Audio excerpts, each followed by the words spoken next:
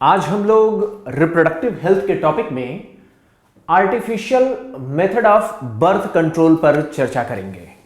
Artificial method, आप इसे ऐसे भी कह सकते हैं कि ऐसे कॉन्ट्रासेप्टिव मेथड्स जो आर्टिफिशियली हम यूज कर सकते हैं। एक तो नेचुरल मेथड है बर्थ कंट्रोल का, दूसरा आर्टिफिशियली कुछ ऐसे तरीके होते हैं जिससे बर्थ पर कंट्रोल पाया जा सकता है। इसमें कौन कौन से तरीके हो सकते हैं? अगर आप रेगुलर आप देखते होंगे टीवी चैनल्स पे, इंडियन गवर्नमेंट भी तमाम तरीके के डिवाइसेस के बारे में, तमाम तरीके के एड्स के माध्यम से वो बताती रहती हैं। इसमें अगर हम बात करते हैं तो हमें मिलता है barrier methods, intra uterine devices, oral contraceptive pills और सर्जिकल मेथड्स। इन्हीं के बारे में हम मोटे तौर पर समझते हैं और यही वो मेथड्स हैं जिसके द्वारा आर्टिफिशियली बर्थ को कंट्रोल किया जा सकता है। एक बात आती है कि जब जन्म से पहले ही, मीन्स फर्टिलाइजेशन से पहले ही बच्चे के जन्म को रोका जाए, मीन्स कोई भी ऐसा अनवांटेड प्रेगनेंसी ना होने पाए, इसके लिए हमें कोशिश करनी चाहिए। पहले लोगों का बड़ा शौक हुआ करता था, या जब हमारा देश इतना एजुकेटेड नहीं था या हम बहुत अच्छी तरीके से इस बारे में सोच नहीं पाते थे, तो होता क्या था, ऑलरेडी जब फर्टिलाइजेशन हो जाता था, जब प्रेग्नेंट हो जाती थी वोमेन, उसके बाद उसका एबॉर्शन कराया जाता था। तो एबॉर्शन की प्रोसेस पहले इतनी ज्यादा फेमस होती थी कि जिसके कारण बहुत सारी फीमेल की डेथ हो जाती थी। इसीलिए अब यह बात कही जाती है कि यह ऐसा करना फीमेल की लाइफ के लिए भी ठीक नहीं है, इमोशनली भी ठीक नहीं है, एथिकली भी ठीक नहीं है, और किसी भी तरीके से इसको जस्टिफाई नहीं किया जा सकता है एबॉर्शन को। इसलिए अगर जरूरत है तभी हम प्रेगनेंसी के लिए सोचें, वरना हम बर्थ को आर्टिफिशियली इस तरीके से कंट्रोल करें कि जन्म ही ना होने दें। जन्म का मतलब फर्टिलाइजेशन ही ना होने दें। और फर्टिलाइजेशन कब होता है आप जानते हैं, सीमेन से स्पर्म आता है और वो ओवम से फर्टिलाइज करता है। उस प्रोसेस को आप रोकने का प्रयास करिए। सीमेन का स्पर्म फीमेल के ओवम से ना मिल पाए, इसके लिए हम कई तरीके अपना सकते हैं। जैसे बैरियर मेथड है। बैरियर मेथड में जब हम बात करते हैं तो इसमें बैरियर की, जब आप मेडिकल की जब आप बुक्स पढ़ते हैं तो इसमें मिलता है फिजिकल मेथड और केमिकल मेथड्स। बात समझिएगा, बैरियर मेथड्स में दो तरीके आते हैं। पहले यह था कि कॉन्डोम्स का जो इस्तेमाल किया जाता था उसमें वो सिंपली एक नॉर्मल जेनाइटल पार्ट या पेनिस पर एक कवरिंग बना देता था, जिसके कारण सीमेन फीमेल के बॉडी में डिस्चार्ज नहीं हो पाता था। आज की डेट में क्या है कि उस पर केमिकल कोटिंग की जाती है ताकि स्पर्मिसाइडल इफेक्ट्स भी बने रहें, यानी स्पर्म्स डीमोटिवेट हो, उनके भीतर उतनी मोटेलिटी ना हो कि वो फीमेल जेनाइटल ट्रैक में जा सकें। तो एक चीज होती है कि बैरियर मेथड में, जैसे कि आप नाम जानते हैं, कॉन्डोम्स हो गए, जो कि मेल और फीमेल दोनों के लिए इस्तेमाल किया जाता है। दुनिया में बहुत फेमस है कॉन्डोम का इस्तेमाल करना, लेकिन हमारा देश आज भी इतना पिछड़ा हुआ है कि आज भी कॉन्डोम का इस्तेमाल बहुत फेमस नहीं है भारत में। दुनिया में इसको बहुत ज्यादा प्रचलित है, बहुत ज्यादा इसको लाइक किया गया है, खासतौर पे मेल कॉन्डोम्स। फीमेल कॉन्डोम्स उतने ज्यादा फेवरेबल नहीं हैं। इसके पीछे रीजन ये है कि फीमेल कॉन्डोम का इस्तेमाल करने पर कुछ दिक्कतें ये आती हैं कि उसको इंसर्ट करना फीमेल के बॉडी में ज्यादा आसान नहीं होता। दूसरी बात यह है, फीमेल कॉन्डोम महंगा भी होता है। तीसरी बात यह होती है कि फीमेल कॉन्डोम का फेल्योर रेट ज्यादा होता है। यही वजह है कि मेल कॉन्डोम दुनिया में ज्यादा फेमस हुए हैं, लेकिन आज भी भारत में इसको इस्तेमाल करने वाले लोगों की संख्या बहुत ही कम है। आपने देखा होगा गवर्नमेंट सप्लाई में निरोध के नाम से कॉन्डोम्स का गवर्नमेंट फ्री सप्लाई देती है। इसके बावजूद भी अगर कोई आपसे पूछे कि इंडिया में बर्थ कंट्रोल का सबसे फेमस मेथड क्या है, तो आमतौर पर उसको सर्जिकल मेथड माना जाता है। इंडिया में आज भी जो चीज सबसे फेमस है वो सर्जिकल मेथड है, जिसमें आमतौर पर मेल भी पार्टिसिपेंट नहीं है। फीमेल के लिए वो चीजें की जाती हैं, और फीमेल के ट्यूबेक्टोमी जो करते हैं, ट्यूबेक्टोमी, ये प्रोसेस इंडिया में सबसे ज्यादा अभी फेमस है। हालांकि कोशिश की जा रही है कि इससे पहले कि सर्जिकल मेथड की बजाय दूसरे भी मेथड्स कपल्स इस्तेमाल करें, इसके लिए भारत सरकार लगातार कोशिश कर रही है। कॉन्डोम्स की बात मैंने आपको समझाया, इसमें मैंने आपको बताया मेल और फीमेल दोनों कॉन्डोम्स होते हैं। आप गूगल पे इसको देखिएगा।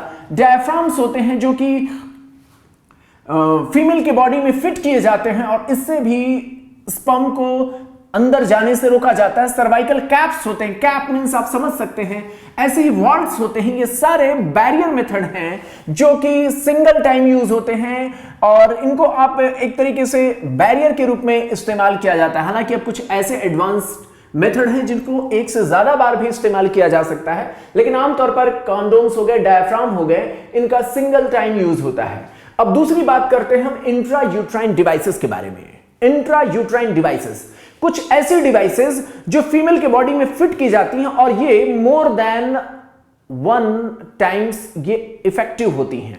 मोर देन 1 टाइम्स क्या, भारत में इस समय जो कॉपर टी लगाई जा रही है वो उसकी लाइफ 10 ईयर है। आपको आगे चल करके एज ए मेडिकल स्टूडेंट आप पढ़ेंगे कि भारत सरकार कौन से कॉपर टी का इस्तेमाल कर रही है, तो मैं अभी उसको डिकोड नहीं करूंगा, लेकिन मैं आपको इतना बता दूं कि आज के डेट में जो गवर्नमेंट सप्लाई में कॉपर टी आती है वो इतनी ज्यादा इफेक्टिव है कि वो 10 साल तक बिना किसी दिक्कत के फीमेल के बॉडी में इंसर्ट की जा सकती है। तो इसमें इंट्रा यूट्राइन डिवाइसेस के कई जनरेशन देखे गए हैं।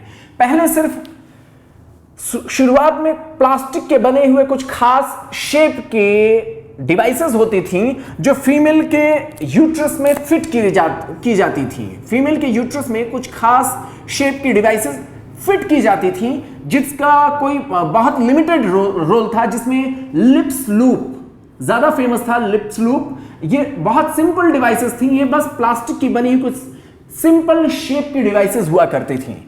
बाद में इसको और मॉडिफाई किया गया और इसकी शेप तय कर दिए गए। इसका पहले शेप उतना डेफिनेट नहीं था, बाद में इसके शेप भी तय कर दिए गए और इसको और मॉडिफाई किया गया। नेक्स्ट जनरेशन में फीमेल के बॉडी में यूज किए जाने वाले डिवाइसेस का शेप भी तय कर दिया गया। जैसे कॉपर टी आप जब कहते हैं तो कॉपर टी का मतलब होता है कॉपर का बना हुआ टी शेप का डिवाइस।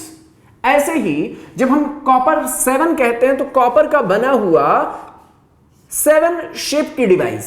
तो कॉपर टी क्या होता है, वो कुछ इस तरीके से होता है। 7 जो होता है उसका कुछ इस तरीके से शेप होता है। ये थोड़ा सा मैं आपकी नॉलेज बढ़ाने के लिए बता रहा हूं। इसी तरीके से मल्टी लोड 375 का भी अपना एक प्रॉपर शेप होता है। तो ये सारी चीजें आपको पता होनी चाहिए। अब हम बात कर रहे हैं जब कॉपर की, तो ये कॉपर इस कॉपर टी में या कॉपर 7 में कहां इस्तेमाल किया जाता है। आपको कभी देखने का मौका मिलेगा तो आप कॉपर टी को आप देखिएगा तो इसमें यहां पर इस तरीके से स्पाइरल शेप में कॉपर के वायर की रैपिंग की जाती है। ये कॉपर के वायर फीमेल के इस पार्ट में कॉपर आयंस रिलीज करते हैं। आप यहां पर फोकस करेंगे तो आप देख पाएंगे कि इस पर रैपिंग होती है और यही वजह है कि इसकी रैपिंग कितने एरिया में है इसको आगे एक और कोड बताया जाता है। 180 है या फिर कॉपर, आगे चल करके आप देखेंगे एज ए मेडिकल स्टूडेंट आपको पढ़ने का मौका मिलेगा। कॉपर टी 240 इस तरीके से अलग अलग इनके कोड होते हैं। तो 240 या 180 इस तरीके से कहने का कोड का मतलब होता है कि इस पर कितनी एरिया में कॉपर के वायर की रैपिंग की गई है। ये कॉपर के वायर्स जहां पर जो रैप किए गए हैं ये कॉपर आयन को रिलीज करते हैं। ये कॉपर आयन को जो रिलीज करते हैं इनका मेन काम होता है स्पर्म की मोटिलिटी को घटाना। स्पर्म की मोटिलिटी को घटाना, स्पर्म की लाइफ को कम करना इनका मेन मकसद होता है। तो जब शुरुआती दौर में जब सिंपल इंट्रायूट्राइन डिवाइसेस थे तो उनके साथ ये चीजें नहीं थी। बाद में जब इसको एडवांस किया गया तो इसमें कॉपर की क्वाइलिंग कर दी गई। इससे हुआ ये कि कॉपर आयंस रिलीज किए जाने लगे। कॉपर आयंस के रिलीज किए जाने से स्पर्म की मोटिलिटी कम हो गई और स्पर्म का लाइफ स्पैन कम हो गया, जिसके कारण फर्टिलाइजेशन की गुंजाइश काफी कम हो गई। ये काफी इफेक्टिव मेथड है। इंडिया में इस समय कॉपर टी को काफी इंडियन गवर्नमेंट प्रमोट कर रहा है। अलग अलग तरीके से आप टीवी एड्स, न्यूज़पेपर एड्स या फिर पब्लिक डिबेट के द्वारा इसको ज्यादा से ज्यादा मोटिवेट किया जा रहा है कि कपल्स इसका इस्तेमाल करें। इसके बाद एक और इंट्रायूट्राइन डिवाइसेस बनाने का प्रयास हुआ जिसमें हार्मोन्स के रिलीज किए जाने की बात आई। ऐसा प्रयास किया गया कि अब कॉपर टी के बाद या कॉपर के बने हुए रैपिंग के साथ अलावा हम एक तरीके से और भी इंट्रायूट्राइन डिवाइसेस का इस्तेमाल कर सकते हैं। उसमें हम कुछ इस तरीके की बात अपनाएंगे कि ये रेगुलर लो कंसंट्रेशन में हार्मोन्स रिलीज करते रहेंगे। तो हुआ ये कि कुछ ऐसे इंट्रायूट्राइन डिवाइसेस थे जो कि हार्मोन्स को रिलीज करते हैं, और इसमें आता है जैसे प्रोजेस्टासर्ट या LNG-20। LNG-20 के भी कोड का अपना एक मतलब होता है। LNG जो है लीवोनॉर्जेस्ट्रॉल, ये लीवोनॉर्जेस्ट्रॉल जो कि एक तरीके का प्रोजेस्ट्रॉन होता है, उसको 20 माइक्रोग्राम पर डे वो रिलीज करता है। तो ये LNG-20 अपने भीतर एक कोड लिए हुए है। LNG मींस क्या? लीवोनॉर्जेस्ट्रॉल 20। तो ये क्या होता है? लीवोनॉर्जेस्ट्रॉल 20 ये अपने साथ ये कंसंट्रेशन कितना रिलीज कर रहा है इसका कोड लिए हुए। तो ये है 20 माइक्रोग्राम पर डे को रिलीज करने वाला ये इंट्रायूट्राइन डिवाइसेस है। इसका इस्तेमाल क्या होता है? ये लगातार हार्मोन्स को रिलीज करते हैं। इसका यूज क्या है? ये जहां कॉपर आयंस स्पर्म को टारगेट करते हैं, वहीं ये हार्मोन्स रिलीजिंग जो इंट्रायूट्राइन डिवाइसेस हैं, जिसको हम रिसेंट या आप कह लें थर्ड जनरेशन का इंट्रायूट्राइन डिवाइसेस कहा जाता है, इनकी सबसे खास बात यह है कि ये यूटेरस को फर्टिलाइज्ड जो एम्ब्रियो है उसको इंप्लांट नहीं होने देते। बात समझिएगा। इनका इस्तेमाल क्या है?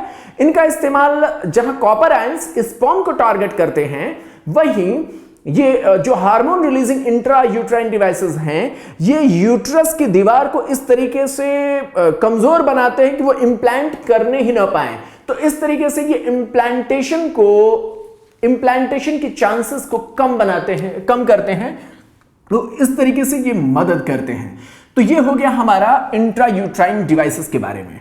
अब बात आती है ओरल कॉन्ट्रासेप्टिव्स की। ओरल कॉन्ट्रासेप्टिव्स ये रेगुलर लिए जाने वाले पिल्स हैं। हालांकि अब इसमें भी नए नए एडवांसमेंट लाए गए हैं। जैसा कि मैंने आपको बताया है कि बैरियर मेथड में क्या था? पहले कोई भी स्पर्मिसाइडल कोटिंग नहीं होती थी। अब क्या है? मैंने आपको बताया बैरियर में भी क्या होता है, जैसे ये कॉन्डोम में ही अब ऊपर कुछ इस तरीके से कोटिंग होती है जो कि स्पर्मिसाइडल प्रॉपर्टी रखती है। ऐसे डायफ्राम में भी या सर्वाइकल कैप्स जो आते हैं, आप देखेंगे गूगल पर, आप देखिएगा उसके ऊपर भी स्पर्मिसाइडल कोटिंग होती है ताकि वो स्पर्म के लाइफ को कम से कम करें। तो लगातार हर मेथड में नए नए कोशिशें किया जा रहा है ताकि ज्यादा से ज्यादा उनके इफेक्टिविटी को बढ़ाया जा सके और फेल्योर रेट को कम किया जा सके। अब बात, जैसा कि इंट्रायूट्राइन डिवाइसेस में हम देखते हुए चले थे कि इसमें धीरे धीरे एडवांसमेंट आता गया, वैसे ही ओरल कॉन्ट्रासेप्टिव्स में भी नए नए एडवांसमेंट आए।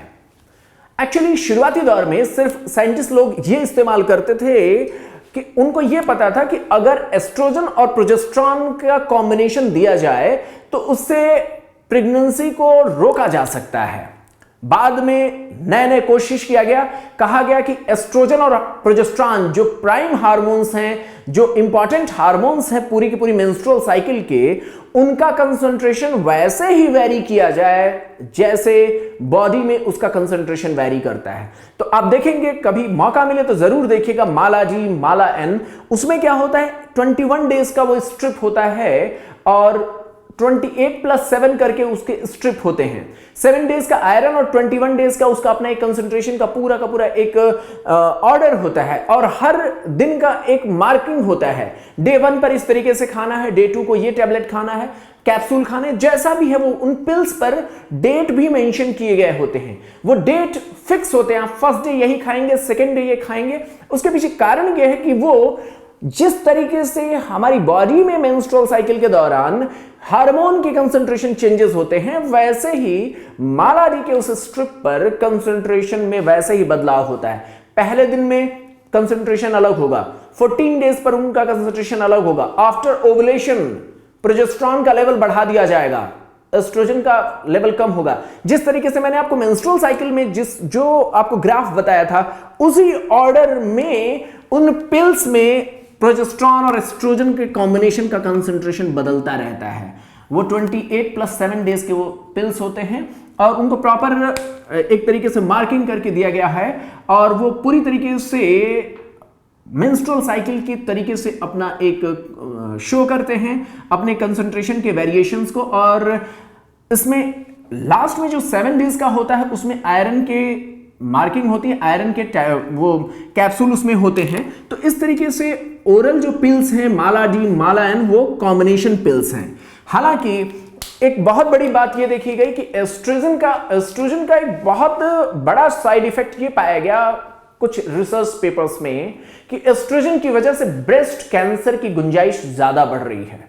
तो इसलिए साइंटिस्ट लोगों ने एस्ट्रोजन की मात्रा को कम करने की कोशिश किया या फिर सिंगल प्रोजेस्टेरॉन वनली पिल्स भी बनाने की कोशिश की गई है। प्रोजेस्टेरॉन वनली पिल्स क्या है? इसमें एस्ट्रोजन की मात्रा नहीं रखी जाती है और उसके पीछे मकसद यह है कि कुछ लोगों ने कहा कि एस्ट्रोजन की वजह से ब्रेस्ट कैंसर की गुंजाइश बढ़ रही है, तो इसीलिए एक नया कॉम्बिनेशन विदाउट कॉम्बिनेशन बनाने की कोशिश किया गया। दूसरी बात यह प्रोजेस्टेरॉन वनली पिल्स का और क्या इस्तेमाल हो सकता है? प्रोजेस्टेरॉन वनली पिल्स का इस्तेमाल लैक्टेशन के समय भी किया जा सकता है और यही वजह है इसका सबसे बड़ा इस्तेमाल है। आमतौर पर इंडिया में जो फेमस है वो है प्रोजेस्टेरॉन और एस्ट्रोजन का कॉम्बिनेशन।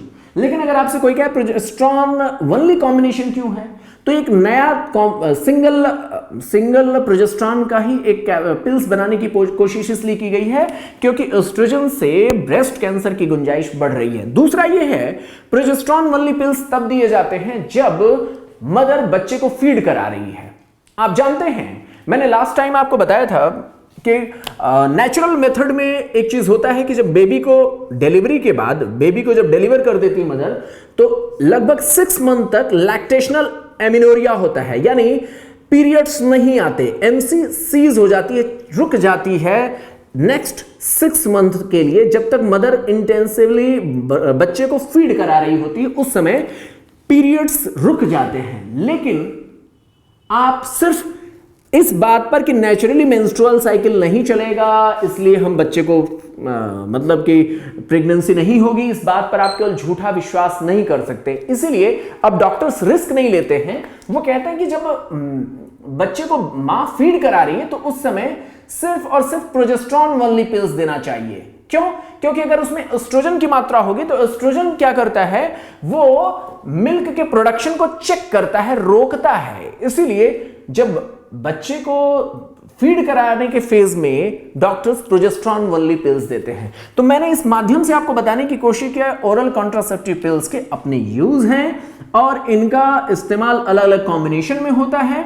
कॉम्बिनेशन हालांकि जो इंडिया में ज्यादा फेमस है वो है प्रोजेस्टेरॉन एस्ट्रोजन कॉम्बिनेशन। आपने देखा होगा अनवांटेड 72। कई बार क्या होता है कि रेप के बाद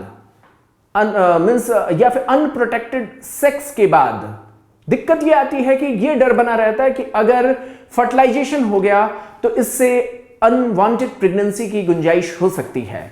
तो इससे बचने के लिए अनवांटेड 72 जो अगले 72 आवर्स में होते हैं उसमें या तो उसमें आप देखेंगे अनवांटेड जो 72 है उसमें जो इंडिया में जो ज्यादा फेमस है जिसका आप ऐड देखते होंगे वो सिंगल प्रोजेस्टेरॉन का ही एक कॉम्बिनेशन यूज किया जाता है। उसमें हाई कंसंट्रेशन में लेवोनॉर्जेस्ट्रॉल का इस्तेमाल किया जाता है। ये बस मैं एडवांस बात बता रहा हूं लेकिन थोड़ा आपको पता होना चाहिए। आप ऐड देखते हैं अनवांटेड 72, हर बच्चा जानता है, इतना ज्यादा इसका ऐड आता है। तो वो जो अनवांटेड प्रेगनेंसी के लिए अनवांटेड 72 है उसमें प्रोजेस्टेरॉन वनली कॉम्बिनेशन होता है। ऐसे आईपिल हैं, दूसरे और भी मल्टी ब्रांड्स है, उसमें क्या होता है उनमें जो इस्तेमाल किए जाने वाले हैं या तो वो प्रोजेस्टेरॉन इस्तेमाल करते हैं, जैसे अनवांटेड 72 में केवल प्रोजेस्टेरॉन यूज होता है, या फिर अलग कंसंट्रेशन में एस्ट्रोजन और प्रोजेस्टेरॉन की कॉम्बिनेशन भी इस्तेमाल किए जाते हैं ताकि अनवांटेड प्रेगनेंसी को रोकी जा सके। तो मैं अभी कहां तक पढ़ा चुका हूं? मैंने आपको बैरियर मेथड बताया, मैंने आपको इंट्रा यूट्राइन डिवाइसेस बताया। इंट्रा यूट्राइन डिवाइसेस में मैंने आपको बताया सिंपल प्लास्टिक शेप के लूप्स, फिर आए कॉपर आयंस को रिलीज करने वाले लूप्स आए या डिवाइसेस आए, फिर उसके बाद हार्मोन्स को रिलीज करने वाले इंट्रा यूट्राइन डिवाइसेस आए। इस तरीके की चीजें हम लोगों ने पढ़ा। इसके बाद मैंने आपको बताया कि परमानेंटली फीमेल की बॉडी में ये जो फिट की जाने वाले डिवाइसेस हैं इसके अलावा भी एक अल्टरनेटिव हो सकता है, वो है ओरल कॉन्ट्रासेप्टिव पिल्स। इसका इस्तेमाल हार्मोन्स के कॉम्बिनेशन के साथ भी हो सकता है या फिर सिंगल हार्मोन्स के साथ भी हो सकता है। लेकिन आप देखेंगे प्रोजेस्टेरॉन वनली पिल्स कुछ मामलों में दिए जाते हैं, वरना ये कॉम्बिनेशन में ही आते हैं। अगर कोई चाहे कि परमानेंट बर्थ कंट्रोल करने के लिए तो इसमें भी एक मेथड है, या तो मेल को मेल इसके लिए पार्ट करें या फिर फीमेल इसमें पार्ट कर सकती हैं। जैसे वैसेक्टोमी, इसमें क्या होता है, वास डिफरेंशिया के एक पार्ट को कट करके टाइड कर दिया जाता है, बांध दिया जाता है। तो उससे क्या होगा, इजैकुलेशन के दौरान सीमेन में स्पर्म नहीं आएंगे, तो उससे क्या होगा, उससे फर्टिलाइजेशन की गुंजाइश खत्म हो जाएगी। और ये वैसेक्टोमी एक मेथड हो सकता है जिसमें वास डिफरेंस को टाइड कर दिया जाता है। इंडिया में ये मेथड, चूंकि मेल डोमिनेटिंग सोसाइटी है इसलिए इंडिया में ये मेथड ज्यादा फेमस नहीं है। इंडिया में ज्यादा फेमस है ट्यूबेक्टोमी। इसमें क्या करते हैं, फैलोपियन ट्यूब को काट करके बांध देते हैं, यानी हम ओवम के प्रोडक्शन को आगे बढ़ने नहीं देते। तो फैलोपियन ट्यूब को हम काट करके बांध देते हैं। यह मेथड इंडिया में ज्यादा फेमस है। जैसा कि मैंने आपको बताया, हमारे देश में हम चूंकि कम पढ़े लिखे लोगों का देश है तो दो ही काम करना जानते हैं, या तो एबॉर्शन या फिर कंप्लीट टर्मिनेशन ऑफ प्रेगनेंसी। जबकि वेस्टर्न कंट्रीज में इसके लिए हर लेवल पे अपने अपने मेथड्स हैं। हालांकि भारत का अब एजुकेटेड ग्रुप्स काफी समझदार हो गया है और इसमें नए नए डिवाइसेस का इस्तेमाल किया जा रहा है, जिसमें मैंने आपको बताया भी कि जिस तरीके से नॉलेज बढ़ रही है वैसे वैसे लोग नए नए ऑप्शंस ले रहे हैं। एबॉर्शन कहीं से भी ठीक नहीं है, क्योंकि इसमें एक ऐसे लाइफ को आप खत्म करते हैं जिसका कोई दोष नहीं होता है। हालांकि भारत में मेडिकली टर्मिनेशन के लिए, प्रेगनेंसी को टर्मिनेट करने के लिए कानून है जो कि रिस्ट्रिक्टेड कंडीशंस में अप्लाई किया जाता है, अलाउ किया जाता है कि इस प्रेगनेंसी को टर्मिनेट किया जाए या फिर अबॉर्ट किया जाए। जैसे मैंने आपको बताया ना, अभी तक जितने भी मेथड्स थे इसमें हम एम्ब्रियो बनने ही नहीं देते, यानी हम फर्टिलाइजेशन को होने से रोकते हैं, या फिर हम ये कोशिश करते हैं अगर फर्टिलाइजेशन हो भी गया तो इंप्लांट ना करने पाए, यानी अर्ली लाइफ में। जैसे मैंने आपको बताया था ना, इंट्रायूट्राइन डिवाइसेस, यहां पर फोकस करिए। इंट्रायूट्राइन डिवाइसेस में मैंने आपको बताया था हार्मोन रिलीजिंग जो डिवाइसेस हैं वो यूट्रस में इंप्लांटेशन को रोकती हैं, वो यूट्रस में इंप्लांटेशन को रोकती हैं। तो उनका मकसद ये होता है, इसमें कुछ का मकसद ये है कि वो मिलने ही ना दोनों को, या फिर इनका मकसद है जो हार्मोन रिलीजिंग जो इंट्रायूट्राइन डिवाइसेस है, इनका मकसद ये होता है कि अर्ली एज में ही जो एम्ब्रियो है उसको इंप्लांट होने से रोकें। तो शुरुआती लाइफ में ही ये खत्म कर दी जाती है। एबॉर्शन बहुत बुरी बात होती है जैसा कि मैंने आपको बताया, लेकिन इंडिया ने 1971 में एक लॉ के माध्यम से कुछ रिस्ट्रिक्टेड कंडीशंस में इसको अलाउ किए हुए हैं। किन कंडीशंस में?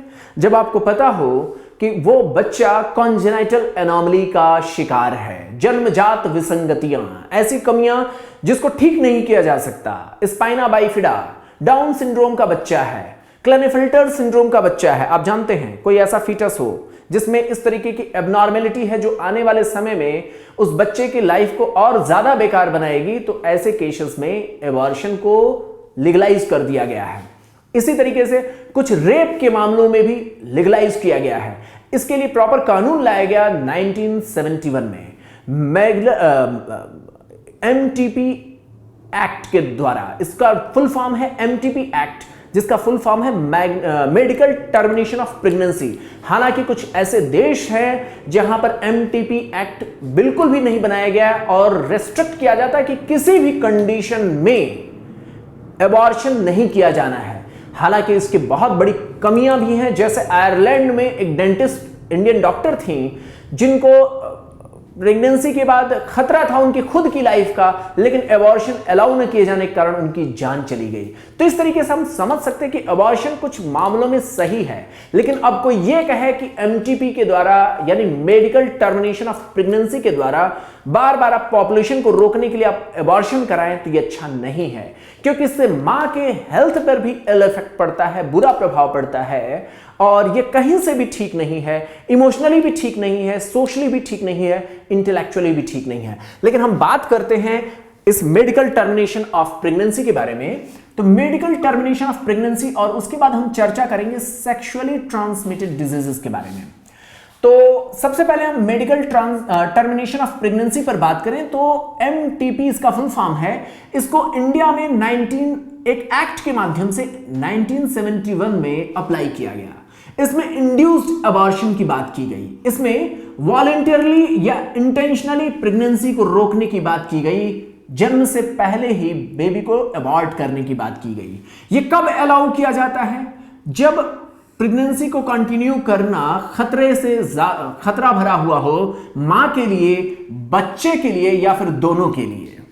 तो उस कंडीशन में जब मां की लाइफ को खतरा हो या बच्चे की लाइफ को खतरा हो या दोनों की लाइफ को खतरा हो, तो ऐसे प्रेगनेंसी को अबॉर्ट कर देना चाहिए। लेकिन इसके लिए भी कंडीशंस जोड़ी गई हैं कि ये इन्हीं मामलों में होना चाहिए और ये बहुत ज्यादा अगर हो तो फर्स्ट ट्राइमेस्टर में ही हो जाना चाहिए, यानी 12 वीक ऑफ गेस्टेशन में ही हो जाना चाहिए।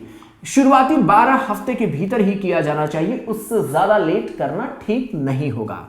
अब बात करते हैं कि एमटीपी की बात करें तो एमटीपी के बारे में मैंने बताया आपको कि ये कुछ कंडीशंस होती हैं और इसको लीगल बनाया गया है, लेकिन इसके लिए कुछ सर्टेन रिस्ट्रिक्टेड कंडीशंस दिए गए हैं ताकि इसका मिसयूज होने से रोका जा सके। बहुत समय पहले ये था कि लोग इसको इतना आसान बना लिए थे कि गांव में छोटी मोटी जो नर्स होती थी वो एबॉर्शन की एक्सपर्ट हो जाती थी। पता चलता था इतना ज्यादा ब्लीडिंग होता था कि इसकी वजह से मदर की डेथ हो जाती थी। इसी तरीके से देखा जाता था कि लोग एमनियोसेंटेसिस के माध्यम से फीमेल के सेक्स को जान लेने के बाद इस तरीके से अबॉर्ट कराते थे, जिसकी वजह से इंडिया के कई स्टेट्स में मेल और फीमेल सेक्स रेशियो बिगड़ने लगा। इसीलिए अब इंडियन गवर्नमेंट ने फीमेल सेक्स या किसी भी तरीके से सेक्स की जांच करने पर प्रतिबंध लगा दिया है। इसको पूरी तरीके से बैन कर दिया गया है कि आप जन्म से पहले बच्चे का सेक्स नहीं जान सकते हैं, क्योंकि इसका एक बहुत बड़ा ये एबॉर्शन के लिए इसीलिए एक लॉ लाना पड़ा कि कुछ ही कंडीशंस में, वो भी हम 12 वीक से पहले ही हम इसको अप्लाई कर सकते हैं, अबॉर्ट कर सकते हैं किसी बेबी को, और वो भी तभी करेंगे जब कोई ऐसी विशेष बात होगी तो ही अप्लाई किया जा सकता है। अब हम बात करते हैं एक जो यूथ से जुड़ी हुई सबसे ज्यादा इंपॉर्टेंट चीज है, सेक्सुअली ट्रांसमिटेड डिजीज। मैं एम्स में एज ए हमारी जब वार्ड की पोस्टिंग या ओपीडी की पोस्टिंग होती थी तो हम इसमें देखे हैं कई बार ऐसे यूथ आते हैं जो कि अपनी पर्सनल हाइजीन मेंटेन ना करने की वजह से या फिर तमाम तरीके से गलत कॉन्सेप्ट होने की वजह से या फिर ऐसी गलतियों की वजह से सेक्सुअली ट्रांसमिटेड डिजीज के शिकार हो जाते हैं। तो उससे बचना बेहद जरूरी है। कैसे बच सकते हैं आप? पहली बात यह कि आप हाइजीन मेंटेन करें। दूसरी बात यह है कि मल्टीपल पार्टनर से बचने की कोशिश करनी चाहिए। यह हमारी सोसाइटी की कमी है, हमें लॉयल होना बहुत जरूरी है। दूसरी चीज यह है कि हम इस तरीके की चीजों से बचेंगे नहीं तो बहुत तरीके की अलग अलग तरीके की दिक्कतें हो सकती हैं। जैसे सेक्सुअली ट्रांसमिटेड डिजीज का मैंने कई बार देखा है कि इसमें अगर दोनों पार्टनर्स अगर प्रॉपर हाइजीन मेंटेन नहीं करते हैं तो तमाम तरीके बैक्टीरियल या वायरल डिजीजेस होने के चांसेस होते हैं। इसमें खास तौर पर देखा गया है कि वायरल डिजीजेस या फिर रिप्रोडक्टिव ट्रैक्ट डिजीजेस होने की गुंजाइश बहुत ज्यादा हो जाती है। और अगर आप प्रॉपरली सेफ सेक्स प्रैक्टिस नहीं कर रहे हैं या फिर अपने जेनिटल पार्ट्स की प्रॉपर हाइजीन मेंटेन नहीं कर रहे हैं तो gonorrhoea, syphilis, chlamydiasis, genital herpes, genital warts, trichomoniasis, hepatitis B या एड्स का इंफेक्शन होने का बहुत बड़ा गुंजाइश हो जाता है। तो इसीलिए इससे बचने की कोशिश करनी चाहिए। नेक्स्ट लेक्चर में मैं आपको इन सभी के कॉजेटिव एजेंट्स के बारे में बताऊंगा। मैंने पॉइंट्स वहीं से लिए हैं जो एनसीईआरटी में दिया हुआ है, लेकिन मुझे लगता है कि इसके बारे में, इनके कॉजेटिव एजेंट्स के बारे में भी आपको पता होना चाहिए। इसमें इनका कॉजेटिव एजेंट्स कौन है, दूसरा ये किस कैटेगरी में है, कौन है वायरल, कौन है बैक्टीरियल, इनसे कैसे बचाव हो सकता है, उसके बारे में भी समझना जरूरी है। एनसीईआरटी ने एक पॉइंट बहुत अच्छी तरीके से मेंशन किया हुआ है कि genital herpes, hepatitis B, AIDS ये तो इतने खतरनाक हैं कि इनका कोई इलाज ही नहीं हो सकता है। अब आप समझ सकते हैं कि एक छोटी सी गलती से किसी की लाइफ खतरे में पड़ सकती है। तो इसीलिए हमें इस तरीके के सेक्सुअली ट्रांसमिटेड डिजीज से बचने की कोशिश करनी चाहिए। और यही वजह है कि आज के डेट में कॉन्डोम को पढ़े लिखे एजुकेटेड लोगों में ज्यादा प्रमोट किया जा रहा है, क्योंकि कॉन्डोम ना केवल अनवांटेड प्रेगनेंसी को रोकते हैं बल्कि इसके साथ साथ वो एचआईवी के इन्फेक्शन, एड्स के इन्फेक्शन मींस एड्स की बीमारी से बचाते हैं और दूसरे भी जो सेक्सुअली ट्रांसमिटेड डिजीजेस हो सकते हैं उससे रोकने का प्रयास करते हैं। इसलिए कॉन्डोम की प्रैक्टिस अब यूथ में ज्यादा से ज्यादा इसके लिए बढ़ावा दिया जा रहा है। और यहां पर देखेंगे कि इसमें ये जो बीमारियां हैं इसमें अलग अलग तरीके से, सिफिलिस का जब आप पढ़ेंगे आज आगे चल करके एज ए मेडिकल स्टूडेंट, ये ठीक है, ये ठीक हो जाएगा, लेकिन इसके बावजूद भी इसका कोर्स इतना लंबा होता है और इसके स्टेजेस इतने खतरनाक होते हैं कि अच्छा है कि हमारा यूथ इस तरीके की बीमारियों से बचे और समय रहते जागरूक हो जाए, क्योंकि इसके सिम्टम्स वैसे पता नहीं चलते हैं, लेकिन इसमें धीरे धीरे करके ये पूरी तरीके से हमारे जो रिप्रोडक्टिव ऑर्गन है उसको डैमेज करते हैं, यहां तक कि ये लाइफ के लिए भी खतरा बन सकते हैं। इसमें जो सबसे ज्यादा दिक्कत आती है इनके इन्फेक्शन की वजह से है वो है पेल्विक इन्फ्लेमेटरी डिजीजेस। बहुत कॉमन है इंडिया में। आपको मैंने बार बार बताया है कि मेंस्ट्रुअल साइकिल के दौरान सही तरीके से हाइजीन मेंटेन न करने की वजह से पेल्विक इन्फ्लेमेटरी डिजीजेस फीमेल में बहुत कॉमन है। हमारे देश में औरतों की लाइफ को बहुत ज्यादा ध्यान नहीं दिया जाता है, उसका बहुत बड़ा खामियाजा पेल्विक इन्फ्लेमेटरी डिजीजेस के रूप में देखा गया है। इसी तरीके से एबॉर्शन हो जाता है। अब होता क्या है, एबॉर्शन होने का सबसे बड़ा कारण यह है कि फीमेल के द्वारा हाइजीन ना मेंटेन कर पाना। Still birth, dead birth, death, जो बच्चा जो जन्म लेगा वो मरा हुआ हो, क्यों? क्योंकि अंदर पता चलता है यूट्रस के भीतर काफी इंफेक्शन है। इसीलिए जरूरी है प्रॉपर हाइजीन मेंटेन करने की ड्यूरिंग प्रेगनेंसी, सेक्सुअल प्रैक्टिसेस के दौरान, यहां तक कि एक्टोपिक प्रेगनेंसी। एक्टोपिक प्रेगनेंसी का मतलब ये कि प्रेगनेंसी के बाद जो बच्चा, जो एम्ब्रियो है, वो इम्प्लांट यूट्रस में ना होकर के फैलोपियन ट्यूब में हो जाए, या कहीं और कोई और अनवांटेड जो प्रॉपर उसकी प्लेस है वहां से हट करके वो कहीं भी अगर इम्प्लांट हो रहा है तो उसको हम एक्टोपिक प्रेगनेंसी कहते हैं। आमतौर पे ये फैलोपियन ट्यूब में जाकर के इम्प्लांट हो जाते हैं, तो ये भी हो सकता है। इसके अलावा इनफर्टिलिटी हो सकती है। देखिए कितने बड़े खतरे हैं। इसीलिए बार बार कहा जाता है कि प्रॉपर हाइजीन मेंटेन करना, सेक्सुअली ईमानदारी से प्रैक्टिस करना बहुत जरूरी है। और इतना बड़ा दिक्कत इससे हो सकता है कि ये कैंसर का भी एक बहुत बड़ा कारण बन सकता है। मैंने आपको बताया है कि मेंस्ट्रुअल साइकिल के दौरान प्रॉपर हाइजीन ना मेंटेन करने की वजह से इंडिया में जो सबसे बड़ा कॉमन कॉज है वो है सर्वाइकल कैंसर। फीमेल में होने वाला सबसे ज्यादा कैंसर है सर्वाइकल कैंसर। तो इससे बचने का उपाय क्या हो सकता है? सेक्स को अनवांटेड अननोन लोगों के साथ सेक्स करने से बचना चाहिए, मल्टीपल सेक्स पार्टनर्स बनाने से बचना चाहिए, कॉन्डोम का इस्तेमाल करना चाहिए और प्रॉपर हाइजीन मेंटेन करके हम इस तरीके की सेक्सुअली ट्रांसमिटेड डिजीज से बच सकते हैं। नेक्स्ट लेक्चर में मैं इन बैक्टीरियल और वायरल जो इनके कॉजेज हैं इनको भी डिस्कस करूंगा। और मेरा आपसे रिक्वेस्ट है कि एक ऐसा टॉपिक है जो कि आपको काफी नॉलेज देता है, और मैं चाहूंगा भी कि आप अपने फैमिली में जो आपके हमउम्र हैं उनको भी आप जागरूक करें, क्योंकि ये हमारी लाइफ से जुड़ा हुआ पार्ट है और जिस पर हम बात करने से शर्माते हैं। तो नेक्स्ट टाइम हम इनफर्टिलिटी पर बात करेंगे और ये जो कॉजेटिव एजेंट्स हैं इनके बारे में हम थोड़ी सी और चर्चा करेंगे।